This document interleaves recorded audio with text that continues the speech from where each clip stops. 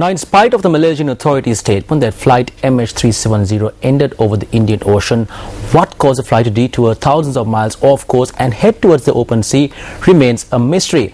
A day after Malaysian Prime Minister Najib Razak said that the flight ended in the southern Indian Ocean, Malaysia Airlines confirmed the fate of MH370. Now, Newsfirst Shamir Rasuldin has a comprehensive report.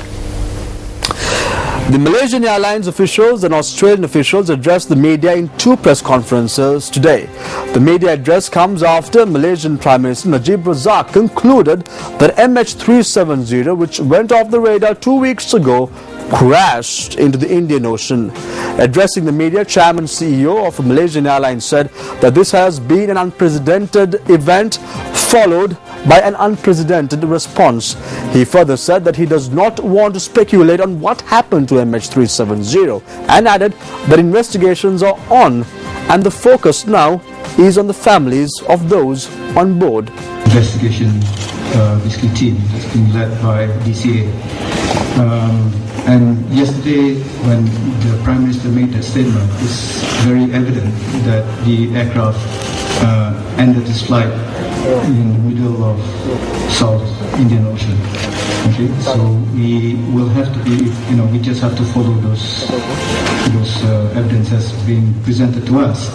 And what we did yesterday was to share that as quickly as possible to the next of kin. And will I resign?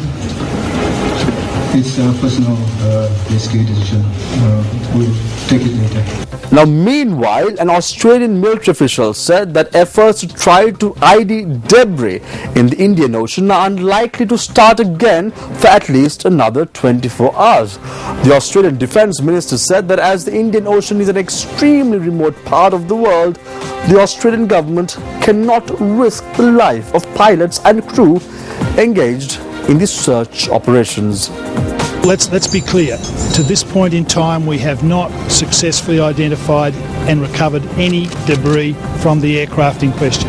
Well, when you've got to suspend operations for 24 hours because of the weather, these beautiful aircraft behind me are all on the ground, as you can see, because it's unsafe to fly down there. Now, remember, this part of the world, this Southern Ocean, has shipwrecked many sailors in our history in Western Australia. It is rough. Sea state 7, there are 20-30 metre waves. It is very dangerous, even for big Panamax class ships. Scientists at a British satellite company have spent the past fortnight crunching vast amounts of data to provide the first solid information relating to the fate of the Boeing 777 and the 239 people on board. Inmarsat, which was set up 35 years ago as a non-profit organization to provide communications for shipping and has since become one of the world's largest satellite operators. Now, they revealed the grim conclusion of its calculations that the plane had plunged into the freezing waters of the Indian Ocean, some 1,500 miles, as you could see in this map, 1,500 miles southwest of Australia.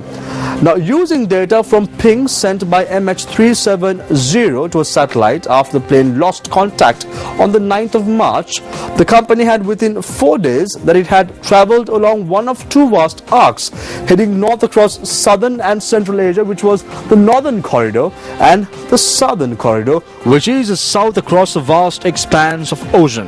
Since then, it has undertaken a groundbreaking exercise in analyzing data to refine that information to try to establish which of the two arcs MH370 travelled along and where its perplexing flight might have finally come to an end.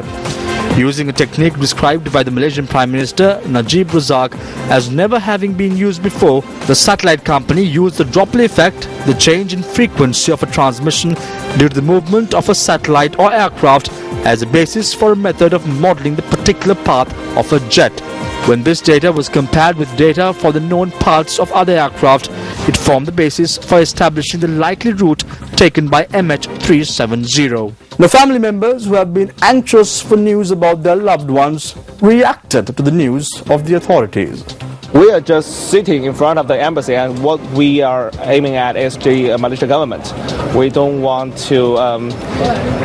We're just waiting the negotiation between the Chinese government and the Malaysian government, because no evidence.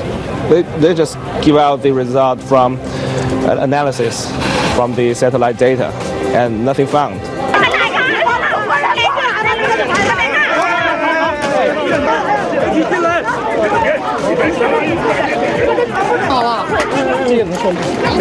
All in all, the mystery of the missing Boeing 777-200 flight MH370 remains a mystery.